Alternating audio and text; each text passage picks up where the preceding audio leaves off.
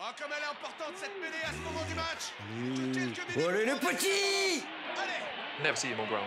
Toutes les énergies du sport nous rassemblent. C'est le moment de se retrouver devant votre programme avec Total Énergie.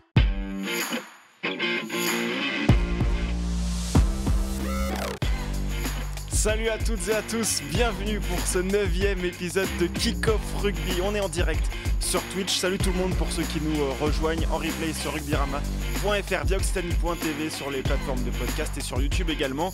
À ma gauche, Paul Arnoux, salut Paul. Salut Théophile. Et à ma droite, Romain Lafont pour sa première sur cette nouvelle version de Kick-Off Rugby. C'est le retour pour moi, donc c'est un plaisir d'être avec vous. Eh bien, c'est avec plaisir qu'on t'accueille à nouveau sur ce plateau qui a changé. Hein. Bon, ceux qui nous suivent sur Twitch ont l'habitude, mais voilà, le gazon, t'as pas encore connu. Ouais. Juste l'ours également à côté de Paul, qu'il n'a pas encore connu. Et on arrive dans le noir, un peu comme dans les grands matchs de Top 14, voilà, à la U Arena. On se croirait à l'Arena là. Ouais. Voilà. Bon, pour le programme du jour, on t'expliquera à quoi sert juste quand les phrases sont un peu longues et que les gens se désintéressent de ce que tu racontes. Juste l'ours est là pour te dire que voilà, okay. C'est le moment de passer la main. C'est pour ça qu'il est à côté de Paul du coup. C'est pour ça, pour la distance, c'est plus facile. Au programme de cette émission, on va parler évidemment Top 14 et 15 de France parce que ce week-end, c'est la première journée de Top 14 qui est... un peu sous le régime des doublons. 23 joueurs ont été conservés par le staff du 15 de France à Marcoussis pour préparer la tournée d'automne. Évidemment, Japon, Nouvelle-Zélande, Argentine. Et ceux qui ont été libérés pourront jouer avec le 15 de France. Mais au final, il manque quand même quelques-uns, notamment dans les plus grandes écuries. Alors, est-ce que ces doublons faussent le top 14 ? C'est la question qu'on va se poser dans le gros débat de la journée. On va faire les jeux, les actus en mêlée. On va revenir un peu plus en profondeur sur cette liste de joueurs conservés par Fabien Galtier. Et puis les pronos avec la Dream Team. Et on a en plateau un membre de la Dream Team aussi. Je vais pouvoir me défendre. Il va pouvoir s'expliquer un petit peu quand même. Et Romain qui arrive en leader. Un leader, j'ai pas beaucoup d'avance, je crois. Un point d'avance sur Vincent Franco. Un petit point, mais voilà. Le nain qui est largué quand même.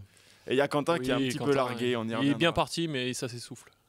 Ça s'essouffle. Le bloc est long. Attention, 6 points, ça va très très vite. Hein. Bon, après, il va terminer sur le podium. Oui, c'est l'avantage. Ils sont que 3 ils sont que 3 à participer. Tout le monde a sa médaille. Bon, ça va, Romain, tu te sens comment là ? Bah ça va. Un peu stressé comme à chaque fois. En plus, on est en direct là. Donc, ah oui, on est en direct. Donc, chambrez-le un petit peu. N'hésitez pas. Et alors, en vous Déby, il est briviste. Supporter de Brive. Supporter de l'OM également. Donc il peut y avoir des billes aussi là-dessus, même si on est tous passé un mauvais dimanche le week-end dernier. Ah mais voilà, je donne les balles. On va pas s'aborder non plus. On va pas s'aborder non plus. Je donne des billes pour les gens du chat. Non. Salut Russell Walker, salut Tazar, l'insolent. Bon on parlera pas de foot. Non, on va pas parler de plateau. Foot. Et puis Paul, comment ça va ? Bah ça va, je rentre de vacances. Un petit peu malade. Oui, j'ai les pastilles sur le plateau. Est-ce qu'on dévoile tout de suite là ? J'espère que je vais pas trop tousser dans l'émission, c'est un petit peu mon grand défi du jour. Salut à Swaggy Couscous également. Voilà, je dis bonjour aux gens du chat. Non, alors faut quand même que tu la montres. J'ai mangé un super couscous. Il faut quand même que tu la montres, ta pastille derrière ce verre. Bien sûr, regardez. Elle est là. La pastille. Elle est là. Si jamais pendant l'émission. Si jamais il y a des maux de gorge, on envoie la pastille tout de suite. Pour éviter de tousser. L'extinction de voix. Et puis après, nous on envoie les meilleurs moments de l'émission. On envoie également des pastilles sur les réseaux sociaux. Et voilà, bah oui, bien sûr, tu vois. Ça c'est la jeunesse. Et après il y a la préparation jusqu'à. Bon, on passe au discours d'avant-match. Oui, qu'est-ce que tu nous as préparé ? Le grand rendez-vous qui arrive là. Halloween ? Un peu plus tard. Ça peut aussi être Halloween. Ça aurait été énorme. Allez, on passe au discours.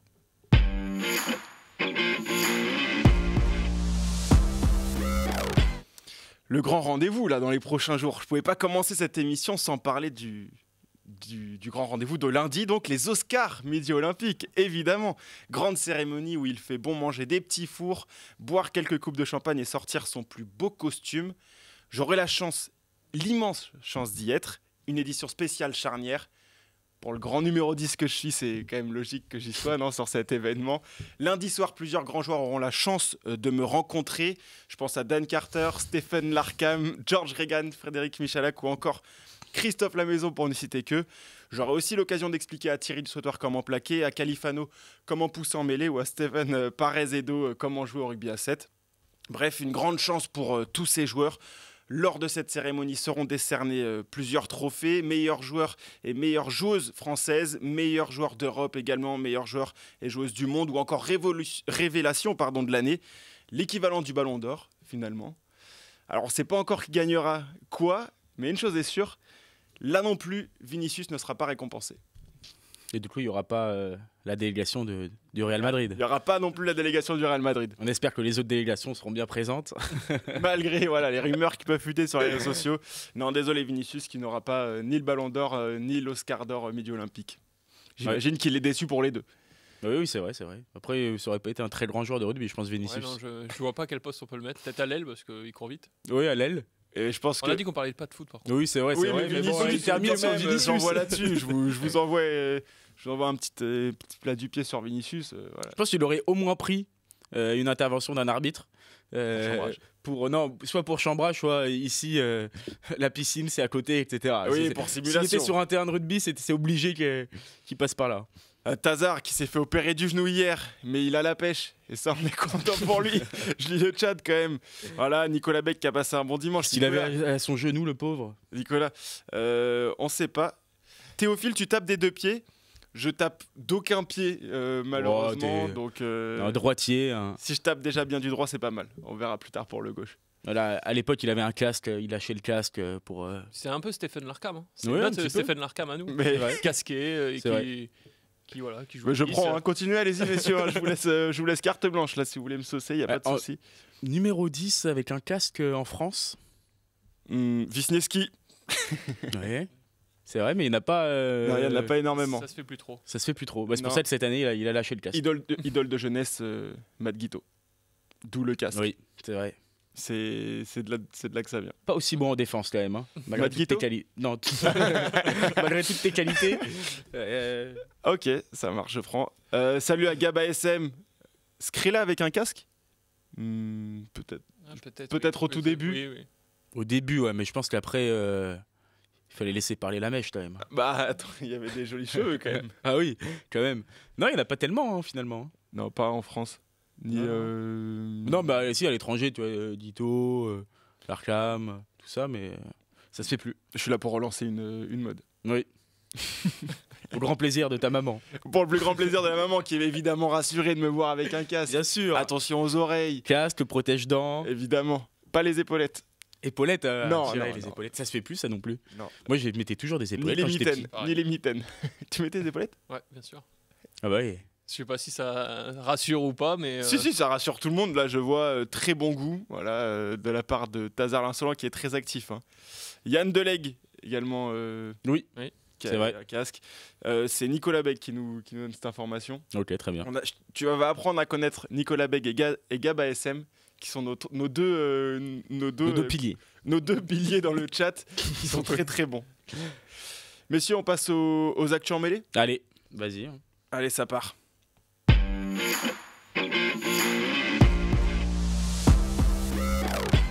Ça commence sur les chapeaux de roue cette émission. On parle beaucoup de nous, hein, pas encore trop de rugby. Vraiment, si les gens veulent apprendre à nous connaître, voilà. Ouais, on apprend aussi des choses du chat. Oui, voilà. Toujours pas la réponse pour le genou. Mais non, c'est vrai qu'on n'a pas. Ah si, pour mon genou, choc qui a défoncé mon fémur, donc bout d'os à sortir. Mais bon courage à toi, Tazar l'Insolent. Et on passe. Tu as le temps de regarder tous les replays de Rugby-Rama. Oui, on regarde les anciennes émissions. Les anciennes. Prends le temps, même la saison précédente. Hein. On est pareil, on est en podcast. Il sera devant les Oscars lundi soir. Ah oui, grosse émission. Je fais le teasing. Grosse émission présentée par Manon Moreau, Judith Soula, en direct sur Twitch. Une émission 1 heure avant le début de la cérémonie. On diffuse en direct la cérémonie avec donc tous les trophées qui seront remis. Et puis les coulisses aussi avec l'arrivée des joueurs, des stars internationales, des stars françaises au pavillon. On va se régaler. Très sympa, mais oui, Oscar, c'est encore une fois, c'est costumes et tout. Bref, on n'est pas là pour ça. Les actus en mêlée. Le chrono, c'est 15 minutes pour parler de différents sujets. Alors, j'en ai un pour commencer. On est obligé d'en parler. Le retour d'Oscar Gégou. Oscar Gégou qui devrait vraisemblablement occuper place sur la 3e ligne L de La Rochelle ce week-end. C'est contre Paris. Alors, initialement, il ne devait pas reprendre avant qu'un non-lieu soit acté par la justice argentine. Les verdicts sont repoussés les uns après les autres. Boudéan est avec le 15 de France, Aldrit également, Botia blessé. Est-ce que tu penses que ça a pu convaincre le staff rochelais de relancer plutôt que Quand Corrier est suspendu. quand Corrier est suspendu également. Oui, je pense que le Stade Rochelais n'avait plus tellement le choix, j'ai envie de dire. Oscar Gelou a repris l'entraînement collectif depuis fin septembre. Au travers de différentes conférences de presse, interviews, ses coéquipiers ont dit, et même ses entraîneurs, qu'il était prêt, comme Hugo Radou a rejoué depuis déjà plusieurs semaines. Donc après, il y a un besoin aussi de reprendre son activité et son métier, dans le sens où... la seule chose qui est regrettable, c'est de s'être entre guillemets engagé à ce qu'ils ne reprennent qu'une fois que le non-lieu... Oui, mais alors le souci là-dedans, c'est que moi j'ai trouvé que la communication du Stade Rochelais était plutôt bonne, dans le sens où ils ont dit qu'ils respectaient la justice argentine, qu'ils attendaient, qu'ils étaient respectueux du coup des délais, mais il y a eu, c'est vrai, comme tu l'as rappelé, énormément de reports qui n'étaient pas prévus à l'origine, et dans les premières informations, même transmises elles-mêmes par la justice. Ouais. Donc après, c'est sûr que ça rend compliqué il faut bien que la personne qui reste mise en examen, elle n'est pas condamnée. Donc tous les autres pourraient reprendre leur métier. Donc lui, il est disponible. Ça me choque pas, moi en tout cas, qu'il rejoue ce week-end. Donc, moi, ça me choque pas qu'il rejoue. Juste, il aurait fallu ne pas dire qu'on attend la fin. Voilà, c'était juste, il aurait fallu ne pas dire qu'on attend la fin du procès pour... Ils sont fait t'engager, tu peux pas t'engager et faire du 2 poids 2 mesures avec on s'en sortait sans lui, donc on va s'engager un peu pour l'image à ne le faire rejouer que sous certaines conditions. Et maintenant que ça commence à devenir un peu compliqué, tu fais un peu les fonds de tiroir pour trouver les 3e lignes. Finalement, tu vois, c'est ça qui est regrettable. Je comprends. Après, il y a eu tellement de reports qui sont quand même bien assez... sûr, ils ne pouvaient pas l'anticiper. Ça, je suis complètement d'accord avec toi qu'il faut qu'ils reprennent un jour. Hugo Radou a déjà repris. Mais par exemple, Pau n'avait pas dit on attend qu'il y ait un lieu pour qu'ils reprennent. Mais je pense qu'ils ont voulu quand même faire les choses bien. En prenant le temps, parce que l'intention est bonne. Ils ont pris le temps. Il y avait un entraînement ouvert au public aujourd'hui. C'est comme ça d'ailleurs que l'information a un peu circulé. C'était sa première apparition publique. Pour le coup, il n'était pas vu dans le stade depuis plusieurs semaines, ni en conférence, ni devant les médias. Donc, ils ont quand même été respectueux là-dessus, en disant, en attendant, on essaie vraiment de le mettre à l'écart et de le protéger. Après, il y a tellement de reports, et c'est une justice qui est différente de celle qu'on connaît en France. Bien sûr. Peut-être qu'ils se sont fait avoir en disant en tout cas il y aura ce délai-là, et du coup comme c'est quelque chose dans le chat, ils disent c'est déjà louable d'avoir voulu le faire. Rachato qui dit que La Rochelle s'assoit sur ses principes moraux, car le sport coûte que coûte primera toujours. Donc voilà, en tout cas l'information elle est là. On peut passer au 15 de France. En tout cas sportivement, c'est quand même un renfort de poids. C'est un joueur qui avait terminé la saison dernière en apothéose, en devenant titulaire au sein de la 3e ligne rochelaise. Là, avec les absents que tu as cités, le retour aussi d'un Mathias Haddad, ça va permettre d'amener un dynamisme et voilà. Il n'y avait plus trop le choix. Ou alors c'était le jeune Édouard Richard qui fait des bons matchs, mais c'est ouais, mais après, il est sur le banc. Ça commençait vraiment à être très compliqué là pour le coup. Parmi les actus que je peux vous proposer, Coste conservé dans les 23 à Marcoussis. C'est assez surprenant. D'Antier renvoyé par exemple, si on veut rester sur le thème de La Rochelle. Oui, c'est vrai que c'est surprenant.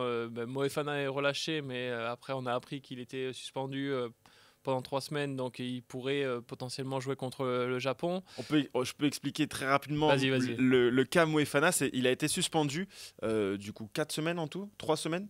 3 semaines. 4 semaines, mais 3 matchs on va dire. Et en gros, pour qu'un match de suspension soit comptabilisé, il faut qu'il puisse le jouer. S'il avait été conservé avec le 15 de France, il n'aurait pas pu jouer ce week-end avec Bordeaux. Et donc ce match n'aurait pas été compté comme un match de suspension. Le fait qu'il soit libéré, ça le rend disponible pour Bordeaux. Donc il ne joue pas parce qu'il est suspendu. Ça devrait lui permettre donc de pouvoir postuler pour la tournée. Voilà. C'est bien, c'est malin de la part du 15 de France, du staff. Oui, bien sûr. C'est plutôt logique au vu pour rester sur Moefana, au vu du dossier, comment on appelle ça, du CV du joueur, qui n'était pas, il n'avait pas d'antécédents, etc.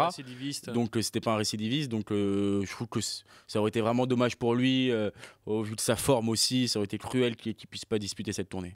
Après, oui, pour revenir à Coste, c'est par rapport à Danty, je trouve que c'est un profil un peu plus hybride qui est capable de jouer à l'aile, par exemple, que Danty, qui est vraiment un pur centre dans le même registre. Pur numéro 12 même. Oui, pur numéro 12 même. Et alors que Coste a des qualités de vitesse qui peuvent le faire évoluer à l'aile, comme Moefana d'ailleurs, pour qui le 15 de France, il a souvent joué à l'aile quand même. Donc c'est plus une question de profil pour moi, le fait qu'il reste à Marcoussis. Mais ça veut dire que tu gardes, donc on a regardé, il y a Gaëton, Ficou et Coste. Donc ça veut dire que tu as Ficou en 12. C'est ton seul 12 qui reste. Exactement. Ok. Oui, après, comme tu l'as très bien expliqué, Moefana, ils l'ont libéré. Mais mais c'est Danty quand même. Oui. Dans les 23 que tu gardes pas Danty. Oui. Qui, du coup, visiblement, dans la hiérarchie, n'est pas le deuxième numéro 12 dans la hiérarchie. Parce qu'on peut penser que Moefana est le numéro 1, puisqu'ils font en sorte qu'il puisse postuler pour la tournée. Et donc le numéro 2, c'est Ficou en 12.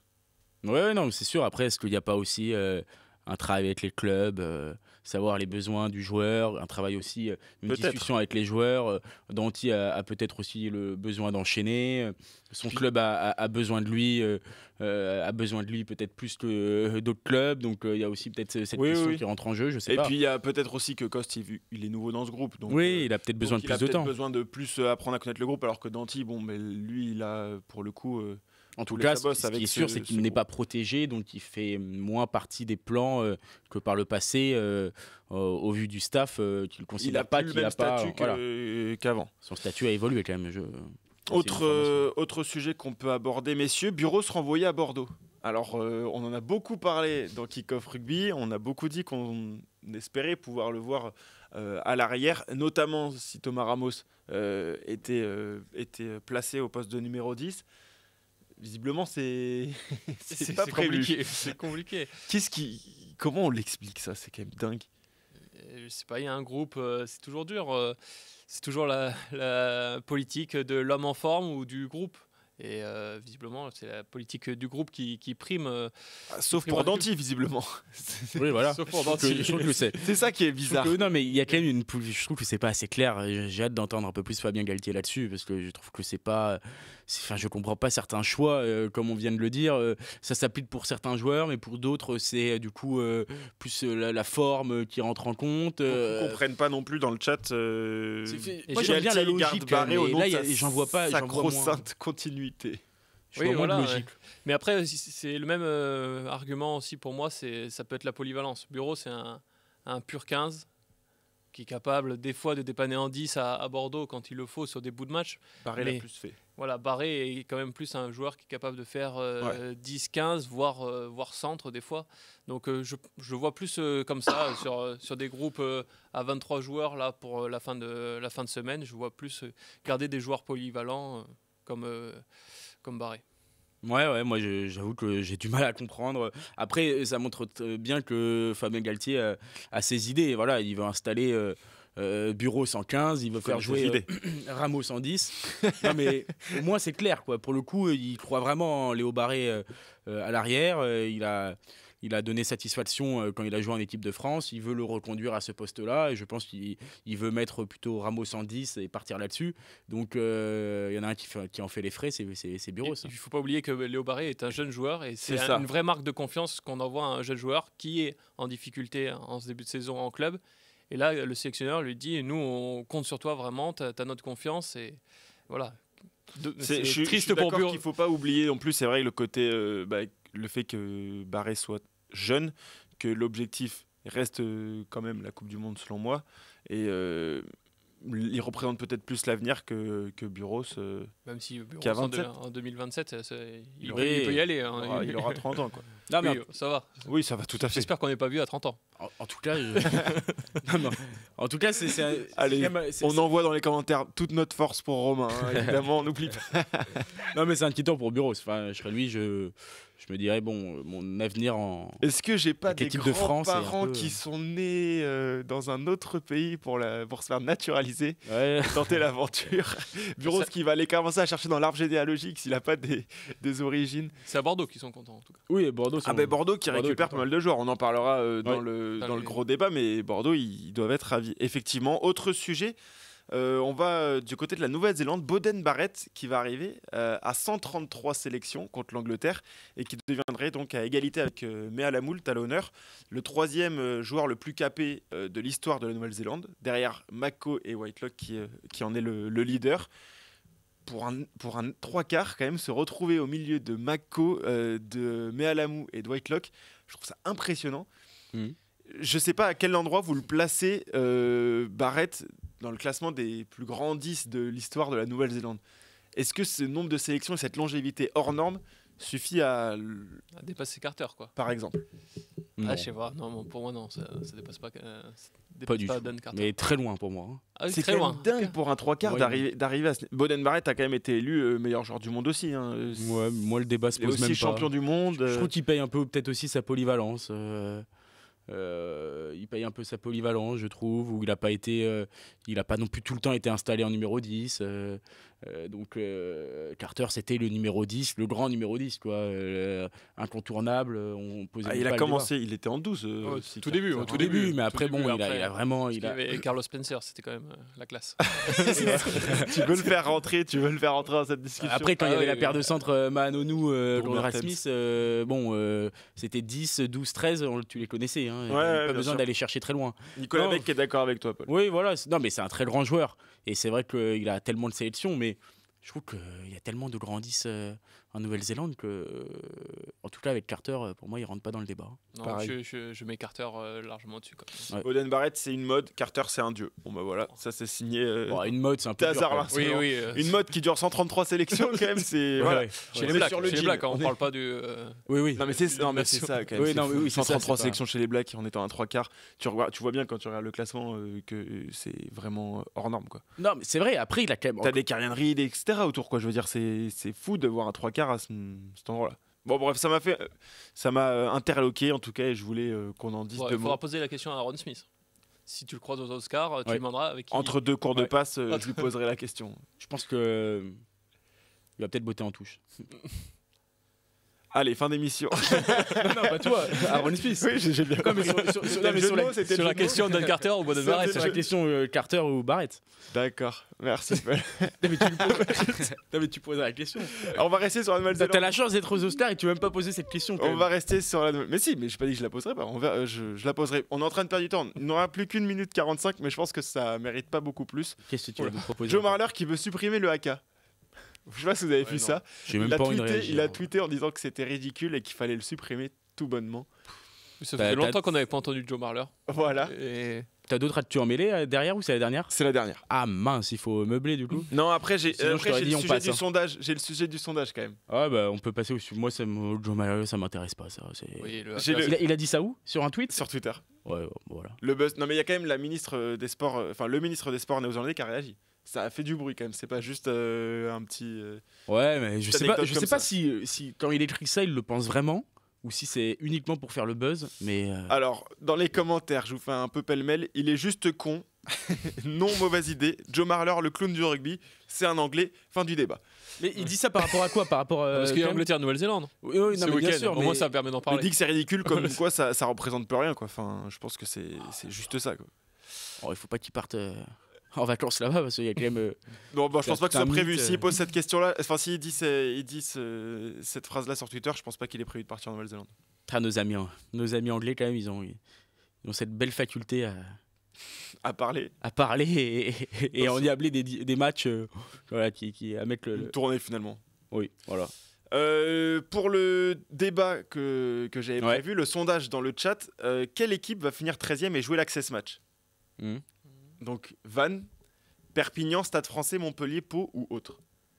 Parce qu'on a quand même un beau peloton entre Perpignan, Stade Français qui fait un très mauvais début de saison, Montpellier et Pau, Vannes qu'on voit peut-être un poil derrière. Ça va être chaud jusqu'au bout. Bien malin celui qui sait qui jouera l'Access Match. La 13e place, elle est un peu dure, comme chaque année quand même. Mais je pose la question dans le chat. Oui. Non, parce que je les ai mis dans les propositions, mais du coup, il faut voter si vous pensez que Vannes va finir 13e. Mais ceux qui vont voter Vannes 13e, j'aimerais bien savoir qui pense 14e quand même. Et bien, ceux qui voteront Vannes 13e se justifieront dans les commentaires. Oui. Parce que bon, c'est vrai que c'est quand même une équipe, à mon humble avis, qui paraît un petit peu en dessous des autres quand même, quoi. Allez, je commence le sondage, je le mets dans le chat et puis on y reviendra en fin d'émission pour voir un peu le résultat et en débattre. Ils ont 10 minutes là. Ils ont 10 minutes pour voter. Allez. Hein. Votez, gardez vos arguments, votez et ensuite on y revient en fin d'émission. Nous, on va passer au jeu. Ouais. Paul qui a préparé un petit jeu aujourd'hui. Bien sûr. Allez, jingle.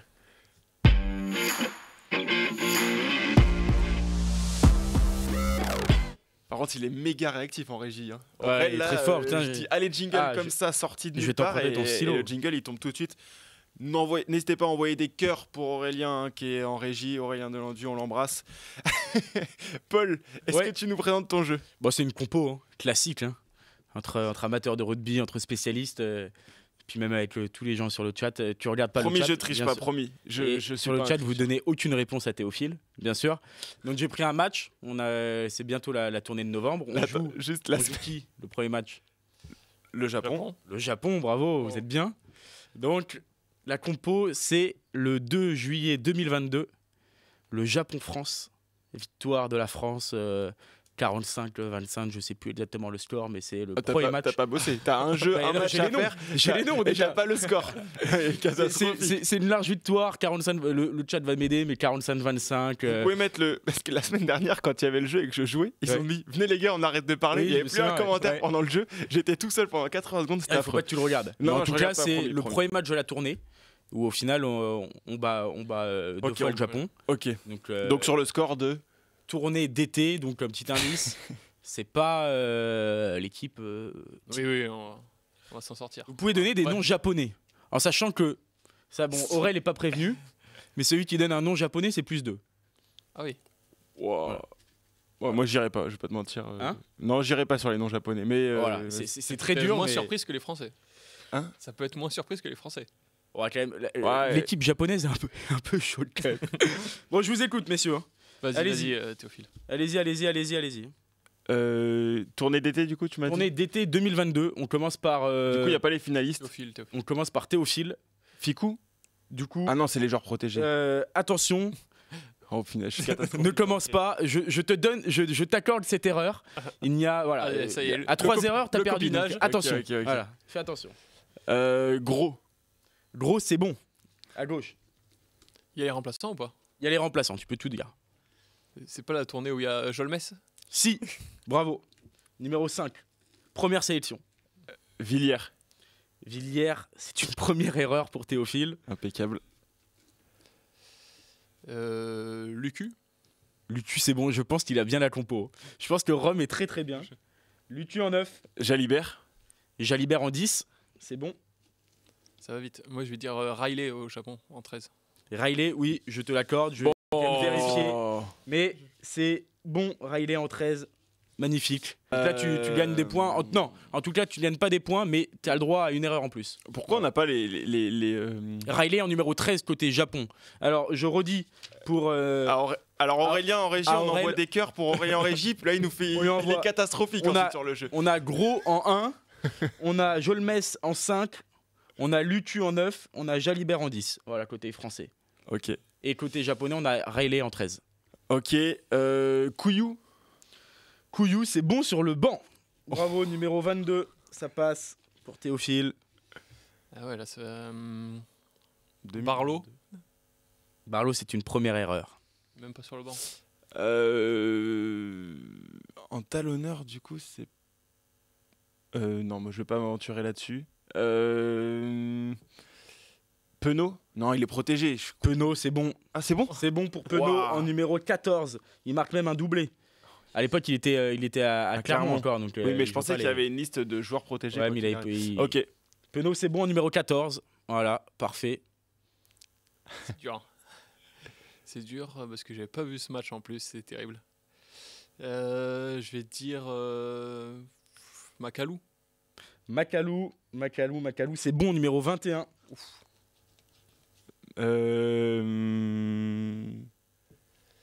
Pensez aux équipes peut-être en 2022 qui n'ont pas joué. Oui, c'est pour ça. Pas aller loin. Bamba, c'est bon, numéro 3. Du coup, je fais les clubs les uns après les autres. Cretin. Cretin, c'est bon. Numéro 6. Il y a qui en troisième ligne en 2022 Olivon. Olivon, c'est bon. Le capitaine, numéro 7. Il jouait pas du tout les phases finales avec Toulon. Il envoie une balle à Toulon gratuitement. Pardon. Et mec, se tape une énorme barre parce que. Après, je donnerai quelques petits indices. Un indice chacun. Ok. Moefana. Moefana, c'est bon. Numéro 12. Il marque un essai, d'ailleurs. Moefana, c'est qui à l'autre aile 2022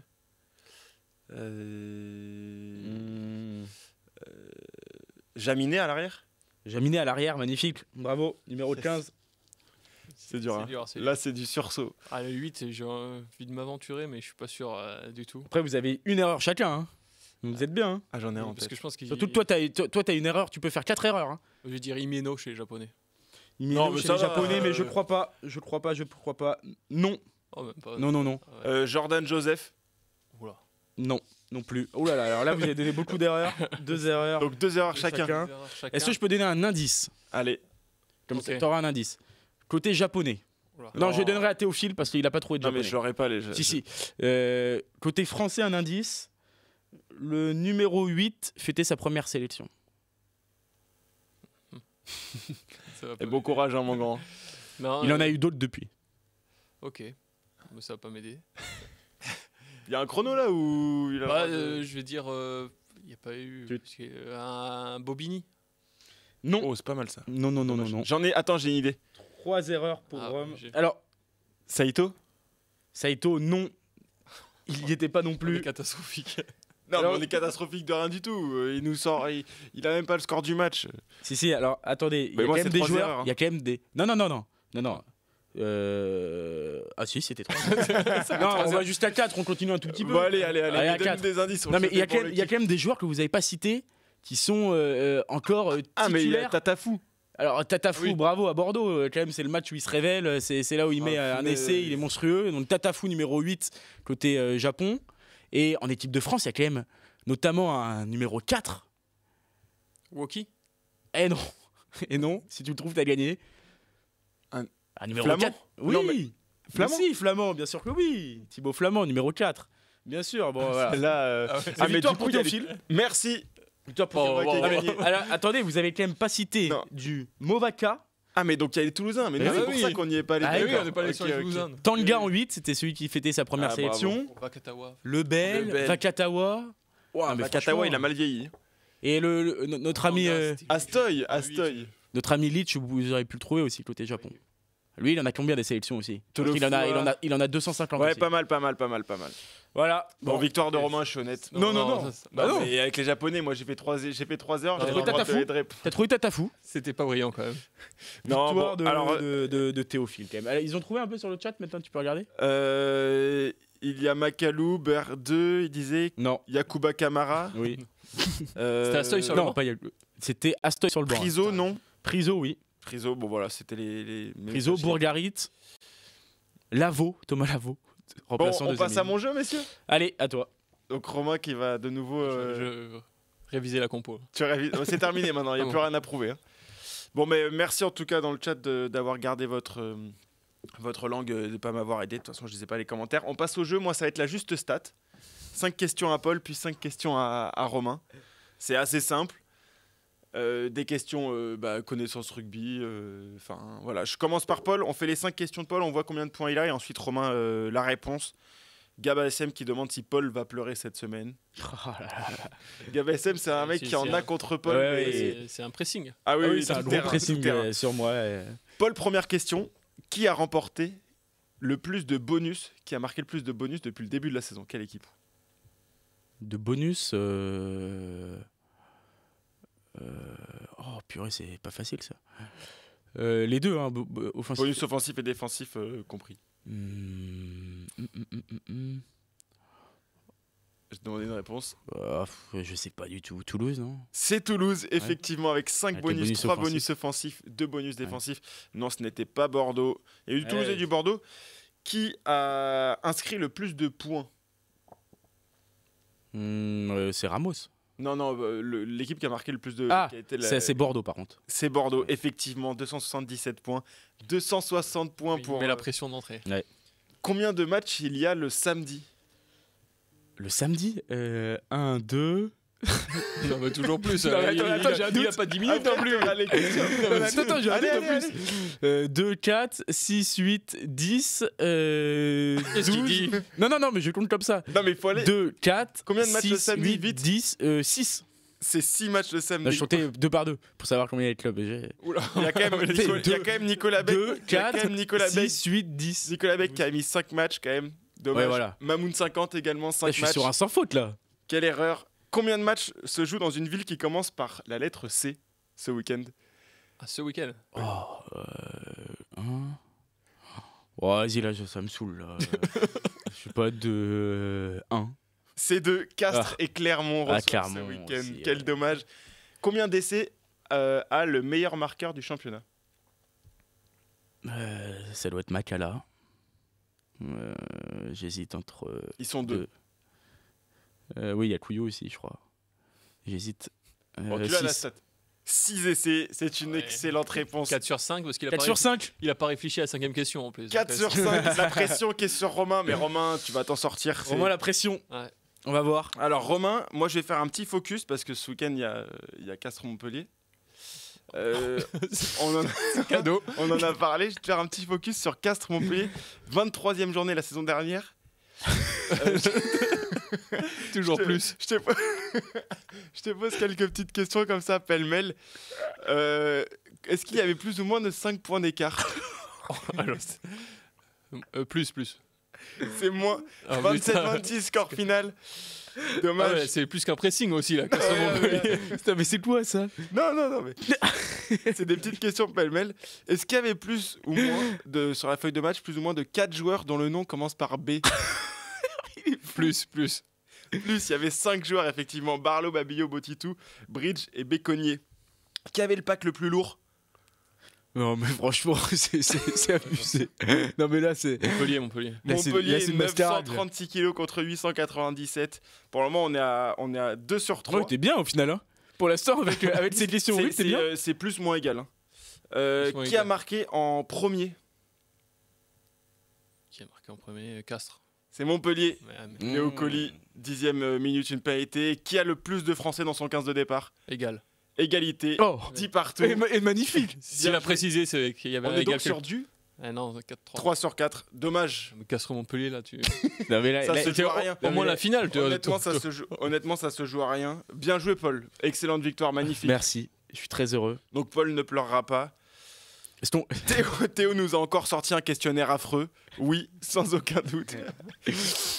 Il est trop chiant, dit Gaba SM. Bon, c'est merci ouais, beaucoup. si on peut dévoiler les coulisses. Je crois que Théophile a voulu. Je crois que C'est un bizutage. C'est un bizutage à la nouvelle émission. La prochaine fois, j'appellerai Vincent Franco. C'est désormais. En fait, chaque semaine, maintenant, je fais un quiz sur des statistiques dont tout le monde se fout. Sur des matchs affreux, des sombres matchs. La semaine dernière, on a fait sur Clermont-Castres. Ouais. Il y a souvent Castres, du coup, visiblement. Il y a souvent Castres, effectivement. J'espère qu'il n'y a pas trop de castrés dans le chat aussi. Oui, du hasard. De là à voir que du quand hasard. c'est insignifiant, il y a Castres, Théophile. Tu mets jamais Toulouse dans les matchs de merde. Ouais. Non, parce que tout le monde connaît tous les matchs de Toulouse. D'accord. Oh non. Bon. Oh bon. Non. D'accord. Ah, ok, pardon. On peut pas répondre, du coup. Là. Non, bon, voilà, merci. En tout cas, ce petit. Bon, en tout cas, il a voulu faire un peu voilà, rager. Un petit bizutage, Romain, rien de méchant. Mais tu t'en t'as es quand même été. très très très bien sorti. Oui. Ah, c'était du hasard un peu. Oui, Mais, complètement. notamment le égal sur le nombre. Sur le nombre de Français. Ouais, ça, c'est bien joué. Dans le 15 de départ, 10 de chaque côté. Bon, on va passer aux choses sérieuses. C'est bon, on a bien rigolé. On va passer au gros débat du jour. Avec cette question, les doublons fossiles, le top 14. On en parle juste après le jingle.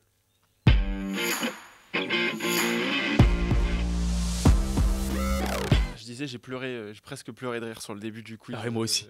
Moi aussi, quand je t'ai vu partir sur le Castres Montpellier ou je sais pas quoi. Castres Montpellier de la saison dernière, là, 23e journée évidemment. J'ai vu la tête de Romain, je me suis dit, c'est vraiment. Bon, le gros débat du jour. Les doublons faussent-ils le top 14 ? Comme je le disais en début d'émission, c'est la première journée de top 14 qui va se jouer sous le signe des doublons. Faux doublons parce que seulement 23 joueurs sont conservés à Marcoussis pour préparer la tournée. D'autres joueurs donc, ont été libérés parmi le groupe des 42 qui ont été appelés en début de semaine. Dans les joueurs qui sont conservés à Marcoussis, il y en a 8 Toulousains, c'est le club le plus représenté, 4 Rochelais, 3 Bordeaux-Béglé, 2 joueurs du Racing et puis ensuite un joueur pour le Stade français, Bayonne, Toulon, Lyon, Castres et Pau. Ce qui fait quand même que on est obligé de parler du Stade Toulousain qui est celui qui est le plus amputé de ses internationaux, qui va se déplacer à Bayonne sans 8 de ses meilleurs joueurs. Et à l'inverse, on a par exemple du côté de Bordeaux 5 joueurs qui ont été libérés. Gazzotti, Lamotte, Buros, on en a parlé. Moefana, on en a également parlé. Et puis Lucu aussi, qui était un des hommes de base de Fabien Galtier. Ça compte sur des matchs ce week-end. Et c'est pas le premier week-end qui va se jouer sans ces internationaux pour ces équipes-là qui sont concernées. Oui, ça compte. C'est sûr que c'est important de le dire. Après, de là à fausser le championnat, je trouve que c'est allé un peu vite en besogne. Ça concerne 6 journées en tout. Oui, bah alors. 7 même. Non, ça concerne. Là, il y a un faux doublon. Il y a un vrai doublon pendant la tournée de novembre. Contre l'Argentine. Et on a regardé juste avant l'émission pendant le tournoi. Il y a un vrai doublon. Et après, il y aura des joueurs qui resteront protégés même quand il n'y aura pas de match. Voilà, ça fait partie de la convention qui a été signée par LNR. C'est pour les semaines quand il n'y a pas de match. 23 joueurs sont conservés, c'est le cas donc cette semaine. Les semaines de match, c'est 33 joueurs qui sont conservés. Je ne sais pas si je vais dire une saucisse, mais j'ai l'impression qu'il y a quelques années, il y avait presque plus de doublons. Oui, il y en avait plus. Voilà, donc je trouve que ça faussait plus le championnat il y a quelques années. Aujourd'hui, avec quand même toutes les compétitions, tous les matchs, je trouve que cette organisation est plutôt bonne. Après, est-ce qu'on tiendrait ce même discours si le Stade Toulousain était 10e du top 14 là actuellement et en grande difficulté un peu comme un Stade Français là, cette année ou une autre équipe?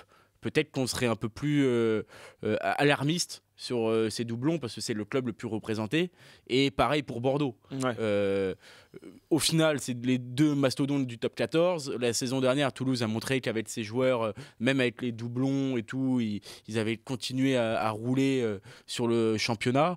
Donc après, je ne vois pas de grand écart et de matchs complètement faussés parce qu'il y a 2-3 absents. Quoi. Mais tu as l'impression quand même, à titre personnel, j'ai l'impression que Galtier, en libérant 5 Bordelais pour ce week-end, il y a des cas particuliers, les cas particuliers de Moefana, mais mis à part ces joueurs-là, il décide quand même de sacrément renforcer Bordeaux pour le match de championnat. Quoi. Oui, mais dans les 5 joueurs, combien sont des titulaires en puissance du 15 de France Oui. Gazzotti, il n'a pas de sélection encore. Lamotte, il a fait des rassemblements, mais pas de sélection non plus. Lucu. Buros n'a pas de sélection encore. Non, mais qui mériterait... Oui, non, mais je veux dire, c'est des joueurs de premier rang, je veux dire. Oui, mais pas au sein du 15 de France. Pas au sein du 15. Si, là, c'est la seule question. Selon la hiérarchie qu'il a déterminée, lui. Oui, mais alors Lucu, c'est vrai que ça pouvait poser des questions parce qu'en termes d'expérience, de place, c'était quand même quelqu'un qui avait soi-disant intégré le groupe des premiums. Donc bon, après Gazzotti, je suis complètement d'accord avec toi. C'est des joueurs qui n'ont pas du tout encore montré et qui doivent du coup s'exprimer tous les week-ends en top 14 pour encore montrer, progresser, être bon en club et tout quoi. Oui, mais je veux dire aujourd'hui, Lucu, je pense qu'il est dans la tête de Fabien Galtier. Il est numéro 3 derrière Antoine Dupont et Nolan Le Garec. Oui, voilà. Pourquoi garder Lucu pour être numéro 3? Je suis d'accord. Moi, je suis d'accord avec toi. Et je trouve que fausser le championnat, c'est fort de café. C'est un peu fort de café. Je trouve quand même que c'est J'ai envie de dire, je vais rendre à César ce qui appartient à César. C'est Vincent Franco qui m'a dit ça. Il dit les doublons, c'est comme les impôts. Plus t'en payes, c'est que t'as les moyens. C'est que c'est bon signe. Ça veut dire que c'est bon signe. Si Toulouse a autant de joueurs en équipe de France, c'est que le club va bien et que. Oui, et le Stade Français, du coup, n'a que Barré qui est conservé. Ça veut dire que le club va pas très très bien. Oui, non mais voilà. C'est plutôt. Oui, j'ai trouvé ça plutôt juste. Ouais, donc j'ai dit que je et c'est tout à fait honnête de ta part. Je lui rends hommage quand même. Deux, trois mots de ce qui se dit dans le chat. Il y a Tazar l'Insolent qui dit même que ça avantage les équipes concernées parce qu'il y a le salary cap qui augmente et donc les internationaux, les clubs qui fournissent beaucoup d'internationaux peuvent se permettre de payer plusieurs joueurs de très haut niveau. Et moi, je verrais la question à l'inverse, parce que pour moi, ça handicape pas les clubs qui ont des internationaux, mais ça favorise peut-être les clubs qui jouent contre ces équipes-là. Oui, c'est-à-dire que ces équipes qui Bayonne, je qui suis tous Bayonne, les ans, voilà.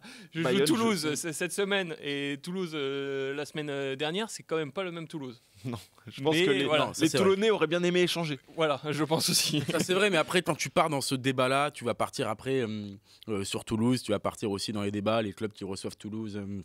Avant une demi-finale de Champions Cup, tu vois, le club qui reçoit Toulouse sur la dernière journée de la phase régulière alors qu'ils sont déjà dans le top 2 et directement qualifiés en demi. Enfin, tu vois, tu peux aller chercher plein de journées autres que les doublons où tu as des clubs qui sont contents de recevoir un Toulouse ou un Bordeaux ou, parce que là, il y a des repos, il y a une gestion de... Tu vois, par exemple... Oui, parce que, non, mais on compte que la semaine de doublons. Mais il y a les vacances aussi que les joueurs sont obligés de prendre. Les vacances. Non, mais tu vois, dans les faits, c'est quand même. Il faudrait se plonger dans le calendrier. C'est faux de se dire qu'il y a. Quand tu regardes. Antoine Dupont l'année dernière, c'était un peu faussé. Mais quand tu regardes le nombre de matchs joués par des Peato Movaca ou par des même Thomas Ramos ou des joueurs comme ça en top 14. Avec le Stade Toulousain, tu te rends compte, tu fais le compte à la fin de l'année, il n'y en a pas beaucoup. Non mais oui, c'est ça. Et puis après, il faut vraiment se plonger dans le calendrier pour savoir. Il y a toujours des clubs qui vont prendre une grosse équipe qui décident d'envoyer parce qu'il y a tout le monde. Voilà, ils ont coché la date sur le calendrier. Ouais, et puis, bien sûr. Puis il y a toujours des clubs qui s'en sortent bien parce qu'ils reçoivent au final un Toulouse qui a reçu 2 gros matchs à domicile, qui a mis sa grosse équipe et qui fait tourner. Enfin bon, voilà. Après, c'est ce qui fait aussi, c'est ce qui peut nous permettre aussi d'avoir des résultats qui sont un peu différents les week-ends. Quoi. Et moi je vois le côté positif du côté où c'est là aussi que les jeunes se révèlent. C'est ça, c'est ce que j'allais dire. Je pense à Toulouse l'an dernier quand ils vont gagner à Clermont avec une équipe dite remaniée avec beaucoup de jeunes. À Montpellier aussi. À Montpellier, on voit des Castro Ferreira qui jouent, qui brillent et qui après atteignent l'équipe de France. Donc Coste par exemple. Voilà, c'est aujourd'hui il reste dans les 23. Brennan, voilà. Non mais voilà, c'est ça. C'est autant de joueurs qui se révèlent pendant ces périodes où ils ont un peu plus de temps de jeu, qui après intègrent la rotation en club et pourquoi pas l'équipe de France. Et je pense qu'au final, ces périodes-là, on est quand même content en fin de saison d'avoir un championnat qui est resserré. Ça nous embête à chaque fois d'avoir le 14e qui est largué au mois de février quand même. Et le fait d'amputer les joueurs de leurs meilleurs joueurs, ça permet de si par exemple un Vannes reçoit, je sais pas ce que fait Vannes ce week-end, j'ai oublié, mais Vannes ils vont à Perpignan. Bon, ils vont à Perpignan. Voilà. Ils ne sont pas trop concernés par mais le week-end peut-être le vrai doublon le week-end contre l'Argentine, peut-être qu'ils reçoivent un gros et que du coup ça leur permettra de vraiment viser une vraie victoire, de prendre 4 points importants dans le maintien et ça compte. Après je pense qu'au final quand tu fais les comptes, tout le monde est un petit peu ça s'équilibre quoi. Je vais essayer de trouver l'info quand même de Vannes. Le Vannes lors du vrai doublon. Et le vrai doublon, ils reçoivent Bordeaux, donc ils seront ravis. Voilà. Non mais typiquement, mais je trouve que c'est vrai. Moi je trouve que c'est intéressant pour avoir un championnat encore plus resserré. Après voilà, c'est vrai que Lutrimond qui avait l'info également. Si les mastodontes du championnat se portaient beaucoup plus mal, est-ce qu'on aurait le même discours ? Je pense que pour le moment, c'est ça, on tire ce discours parce que l'impact, on le ressent pas, voilà. On le sent pas vraiment. En tout cas, Toulouse et Bordeaux fonctionnent très très bien, donc on se dit pas vraiment ils donnent tout à l'équipe de France et eux ils sont en galère à la 10e position. Je pense que les Toulousains râleraient autrement s'ils étaient en galère aussi. Tu vois, oui, mais c'est comme La Rochelle l'année dernière qui était un peu ric-rac parce qu'il y a eu beaucoup d'internationaux, période de Coupe du Monde évidemment, mais tu vois, je pense que c'est trois équipes qu'on retrouve en demi-finale l'an dernier. C'est ça. 3 équipes qui avaient le plus d'internationaux, qui ont loupé beaucoup déjà les 3 premières journées, qui ont loupé la journée après la finale de la Coupe du Monde, qui après il y a eu les vacances, le tournoi et tout ça, et que c'est quand même 3 équipes qui se retrouvent en demi-finale, dont 2 en finale du top 14. Donc, non mais oui c'est ça. Ça fait partie du jeu. Et puis après, C'est la bonne santé du club. oui, voilà. Et puis on peut pas dire à chaque fois. Bon, déjà en termes de calendrier, c'est obligatoire qu'il y ait quelques doublons. Enfin, c'est long.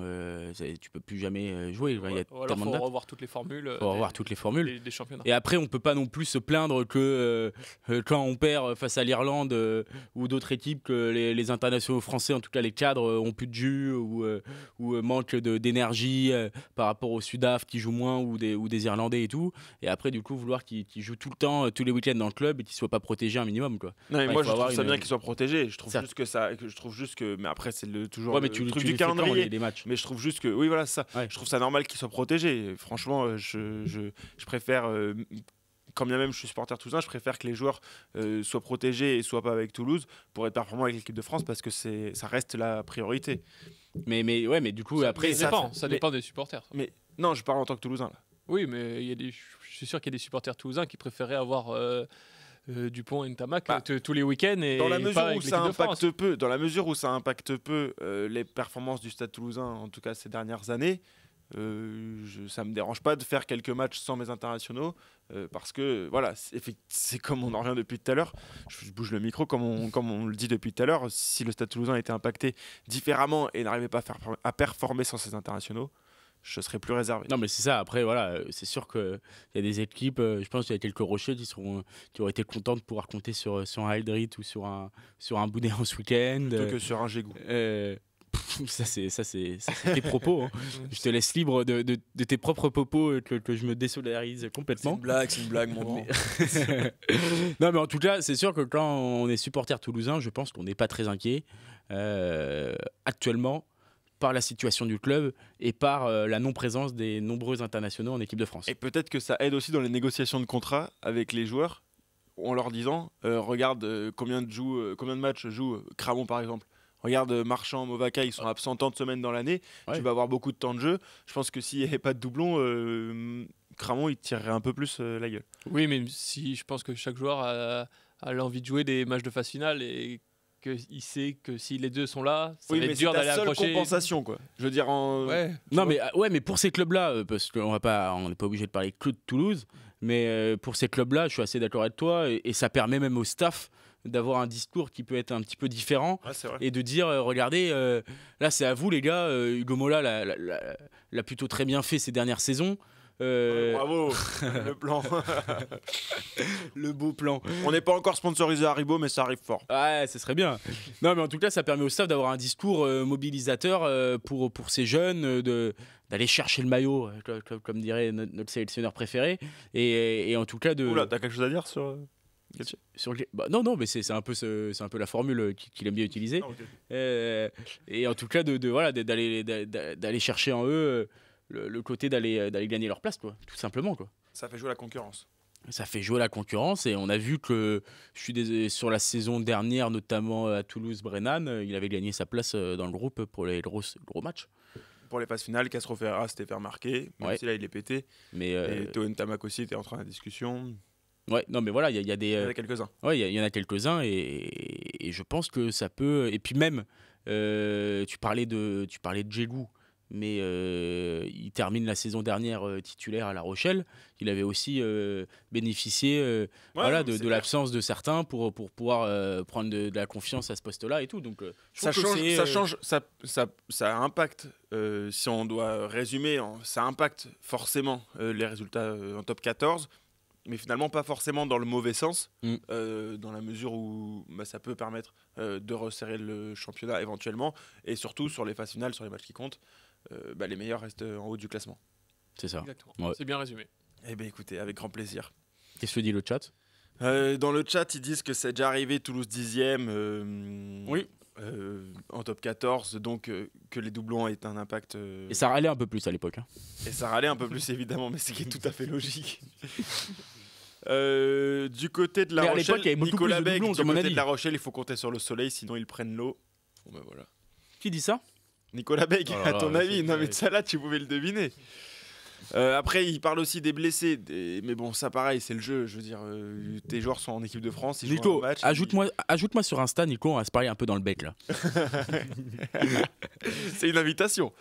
Mais je crois qu'il m'a invité. Je sais pas si je confonds peut-être, mais j'ai peut-être reçu une demande. Bah, tu gères à ton côté, hein, c'est ta vie privée, hein, t'en fais ce que tu veux. T'es ma secrétaire. Moi Très bien. C'est pas équitable pour le top 14 que le bébé aille à la SM presque au complet, que Toulouse aille à Bayonne avec ses espoirs. Les points pris à certains moments permettent de rotation le long de la saison. Qui dit ça? C'est à ton Toulousain 15-63. Ah, d'accord. Presque au complet, je le trouve. Je trouve un peu. Non. Parmi les Bordelais qui restent, Penaud, Bialbiaré, Jalibert. Oui. 2 porteurs blessés. Moïfana suspendu. Ouais, après, les blessés, les blessés, suspension. Je sais pas, on vient de donner 5 joueurs sur les 15 qui sont titulaires. Hein bah, les 5 joueurs qu'on vient de citer, ils sont titulaires. Et ils devraient être titulaires dans. Non, mais presque au complet, du coup, un tiers pas là, quoi. Non, mais des blessés. Oui, mais tu peux pas compter les blessés. Non, mais je réponds à notre pote. Je lui dis juste un tiers. Attention quand tu tapes sur la table, parce que je pense qu'Aurélien en régie, les micros, il devient fou. Oui, c'est vrai. Ah, mais il y a un tiers de l'équipe quand même qui est pas là. Oui, voilà. Et encore, on n'est pas allé chercher de France. Et c'est Hazard insolent qui dit il y a toujours un Toulousain pour chialer des doublons. C'est pas moi cette fois-ci, hein. Après, c'est un peu ça. On aime bien cette petite période. Ça râle un peu, voilà. Bien sûr. C'est l'automne, ça râle. Mais écoutez, c'est bien, on a fini le débat. On va passer au prono, mais juste avant ça, on va dire au revoir à ceux qui nous regardent sur Via Occitanie. Pour regarder la suite, c'est sur rugbyarma.fr, YouTube, les plateformes de podcast, évidemment. On se retrouve la semaine prochaine. Ciao à vous. Et nous, on continue sur Twitch.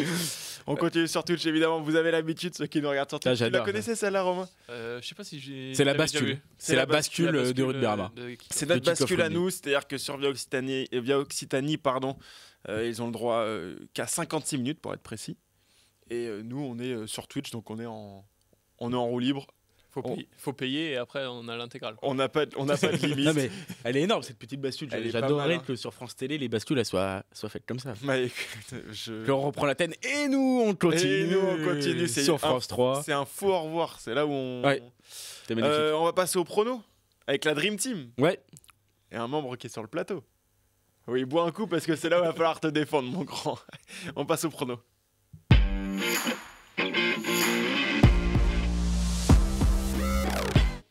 Quel bonheur de pouvoir parler de la Dream Team prono avec Romain Lafont, leader du classement après 8 journées. C'est d'ailleurs pour ça qu'il est sur ce plateau. Hein. C'est évidemment pour ça qu'il est sur le plateau. On a proposé d'abord à Quentin qui a refusé, puis à Vincent qui a refusé. Ah, je suis la dernière roue. Et donc Romain... oui, voilà. On passe au joli tableau qui nous est concocté par Aurel. On le voit le classement, 82 points pour Romain, 1 point devant Vincent, 81 points. Et Quentin, 75 points qui est un petit peu derrière. Très très mauvaise journée la semaine dernière, messieurs, il faut que je vous le dise. 8 points inscrits par tous nos membres. Aïe. Alors que la journée d'avant, on louait vos performances, 19 points inscrits sur 21 possibles. C'est quand même énorme. Bon bah voilà, ils se sont enflammés, ils ont pris la confiance. 8 points le week-end suivant. Après, pour leur défense, difficile d'anticiper les victoires de Bayonne à Lyon, des culottés de Paris contre Clermont ou même Montpellier contre La Rochelle. Donc il y a eu quand même pas mal de surprises. Ce week-end, il peut y en avoir aussi parce que doublon. C'est original en tout cas. Quand on voit le tableau, c'est original. Il y a de la cohérence. C'est au niveau des bonus que ça va se jouer. La semaine dernière, c'était la cata. Voilà, comme ils le disent dans le chat. Pour rappeler les points, si les pronostiqueurs donnent le bon vainqueur, c'est 1 point. S'ils donnent le bon vainqueur avec le bonus offensif, bonus défensif ou pas de bonus, c'est 3 points. Donc c'est là-dessus que ça va se jouer sur cette journée. On a plusieurs matchs sur lesquels on peut se pencher. Il y a notamment ce Clermont-Bordeaux. Alors, les Bordelais qui sont moins amputés que prévu par cette période de doublon. Et je me penche sur ce match parce que Romain, t'es le seul à avoir pronostiqué le bonus défensif bordelais. Oui, parce qu'il me semble que Bordeaux, c'est une équipe qui réussit à Clermont. J'ai souvenir qu'ils avaient gagné T'as des infos l'an dernier. Oui, je sais qu'ils avaient gagné avec leur beau maillot rose. À la dernière minute, et puis c'est toujours un match particulier parce que c'est l'ancien entraîneur qui entraîne Clermont. Donc on se souvient des mots de Bastien Vergne quand il affronte Christophe Furios et son staff la dernière fois. Donc, c'est pour ça que tu vois Clermont gagner. C'est un argument pour dire que Clermont va gagner et surplus de motivation. Une équipe de Bordeaux qui s'accroche. Je vois Clermont l'emporter parce que mine de rien, comme on l'a dit, il manque pas mal de joueurs, notamment derrière à Bordeaux, mais je les vois quand même s'accrocher et rivaliser avec les Clermontois. Paul, t'es d'accord ? Attention à Clermont, hein, qui est un clin de... on sent tout doucement quelque chose d'assez bizarre se mettre en place ces derniers jours. Depuis la prolongation d'Urios, il y a eu ce non-match, à Paris. Il y a eu tous les événements derrière avec O'Connor, tout ça. Bon, il y a eu beaucoup de choses. La réaction du club. On sent qu'il y a un climat qui est un petit peu étrange, même auprès des supporters, autour du club depuis le début de saison. Une défaite à domicile face à Bordeaux après la rousse de la semaine passée, alors qu'ils sont quand même souverains à domicile depuis le début de saison. C'est ce qui sauve un peu les apparences. Plongerait le club, je pense, et le staff dans une situation un peu difficile. Donc j'ai envie de croire quand même à la réaction de Clermont à domicile, même si Bordeaux, pour le coup, va y aller avec tellement de confiance que je pense que s'il y a peut-être une petite mise à jouer, c'est sur ce match. Dans le chat, ils disent aussi que les joueurs de l'UBB qui ne sont pas retenus vont avoir envie de prouver. Ça peut être aussi un surplus de motivation. Voilà, c'est sûr. Je pense à Lucu, à Buros notamment. Et je pense que Clermont va devoir quand même gérer son envie. Parce que les joueurs vont vouloir répondre sur le terrain. Il va y avoir, je pense, une atmosphère assez forte, assez chaude autour de ce match. Ça va être beaucoup de tension. J'imagine bien un match comme ça. Attention à maîtriser son envie, à ne pas aller au-delà. Parce que le match après derrière un peu catastrophe peut vite arriver quoi. Donc c'est là où j'attends moi les Clermontois. Je pense que moi ce qui me fait aller un peu dans le sens plutôt de Vincent et de Quentin plutôt que Romain, c'est que mine de rien au-delà des doublons c'est les absents bordelais, parce qu'il y a ceux qui sont absents pour cause de doublons et puis effectivement on l'a dit, Moefana Deporter qui est blessé, c'est donc Penaud, Bielbiarré, mais tu vois au-delà des doublons il y a des absences importante pour cause de blessures et tu vois, et donc derrière c'est quand même pas mal décimé en fait. Ouais mais derrière si c'est Van Rensburg, Van Rensburg, Huberti, Retière, Lucu et Buros sont là. Alors du coup Garcia en 10. Garcia ou Carberry. Ouais, non, mais c'est quand même une équipe qui. Je trouve que Bordeaux a un peu appris de la saison passée où justement sur ces matchs ils étaient trop légers. Leur profondeur de banc était moindre que cette année, donc je trouve qu'ils ont appris de ça. Ils ont fait un recrutement en fonction de ça aussi. Voilà, donc moi je les vois vraiment s'accrocher et puis n'oublie pas que devant ils sont quasiment pas démunis devant. Oui, et puis il y a quand même. Je pense que c'est un peu la force de ces équipes-là. Ça va jouer un peu la différence entre les équipes qui vont aller directement en demi-finale ou le top 3 et les autres. Ça va jouer sur ces matchs-là à l'extérieur. Est-ce qu'il y a cette faculté à jamais passer à côté ou à toujours être dans les clous, peut-être à perdre de temps en temps, mais toujours être présent, ou l'interrogation c'est aussi est-ce qu'on reste sur l'image de Clermont de la semaine dernière à l'extérieur ou si on garde l'image de Clermont à domicile qui est plutôt c'est ce qui les tient depuis le début de saison. C'est toujours ça qui va c'est pour ça que je vois pas les Clermontois parce qu'ils ont vraiment pas le droit de perdre, surtout avec 2 semaines sans match après où tu peux vraiment avoir la crise qui couvre. Donc moi, je les vois s'imposer quand même, mais moi je mets quand même une pièce sur Bordeaux, hein. Je vous le dis, je le sens, j'aurais fait ce jeu là, j'aurais mis une pièce sur Bordeaux parce que je trouve que t'es pas encore assez expert pour pouvoir prétendre être dans ce tableau, Paul. Tout à fait, mais j'avoue que je vois bien la victoire de Bordeaux à Clermont qui plonge un peu le club. Eh ben cette victoire-là, elle ferait. Attention, parce que ça doit être une belle fête, parce qu'on a souligné que c'est à Clermont-Bordeaux après en féminine au stade. Ah oui, la sur fête Canal+. du rugby sur Canal+ également. Canal+ Sport. Il me Mais semble. ça doit être une belle fête à Clermont. Donc, oui, c'est si ça. Si Bordeaux l'emporte, ça fera pas de différence au niveau du classement. Romain signe éventuellement pour ce résultat-là. Statu quo, personne prend de poids sur ce match. Voilà. Est-ce que des différences vont être c'est dans la saison sur Bayonne-Toulouse? C'est quand même dans la saison où ça va être de plus en plus intéressant parce qu'il y en a qui vont devoir tenter des gros coups quand même. Et il va y avoir des petites dingueries. C'est assez marrant parce que la deuxième partie de saison. Pour rien vous cacher, quand on a donc déterminé quel journaliste de la rédac allait faire cette Dream Team prono, bon, au début, ça y allait un peu par-dessus la jambe et tout ça. Et maintenant, ça vient au bureau demander l'état du classement, qui a fait quelle différence et tout. Ils se prennent au jeu quand même. J'ai mis un match nul dès la première journée, donc après j'ai pris. Oui, bon, après. J'ai mis un handicap. Le match nul bien pronostiqué, c'est 5 points. Ouais. Donc ça, c'est quand même, Oui, il va falloir le trouver. Hein. Mais Après, il va celui-là, falloir aussi le tenter quand même. Oui, un peu oui. plus. Oui, personne prend ce risque pour le moment. Ah, Je pense que Quentin va pouvoir bientôt le tenter. Parce qu'il a 7 points. Ouais. de Ce week-end, retard. je vois pas où.